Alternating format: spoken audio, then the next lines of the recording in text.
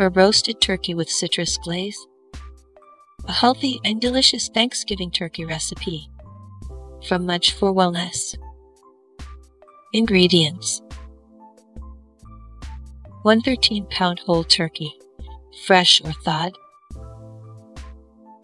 1 medium onion quartered, and 1 lemon quartered, 1/4 cup vegetable oil.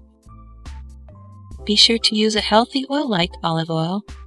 For a mild-tasting olive oil, try the Hoki Blanca extra virgin olive oil from Spain. For the herbs, you will need 1 teaspoon dried thyme, 1 teaspoon dried tarragon, 1 tablespoon dried rosemary, salt and freshly ground black pepper to taste. Here are your instructions.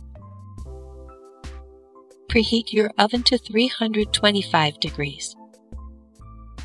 Remove giblets and neck from turkey and reserve for broth. Rinse turkey with cold running water and pat dry with paper towels. Place onion and lemon quarters in the neck and body cavities. In a small bowl, mix the olive oil with herbs, salt, and pepper. With your fingertips, gently loosen skin from the breast without pulling off the skin.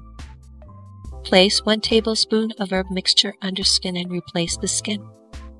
Then rub cavities and outside of turkey with remaining herb mixture.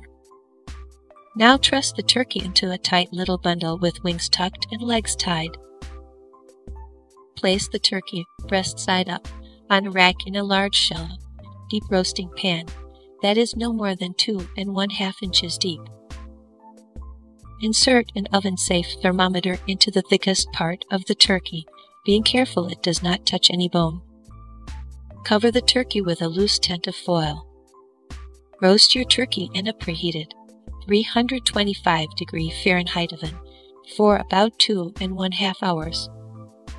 Remove the foil and baste the turkey with pan juices.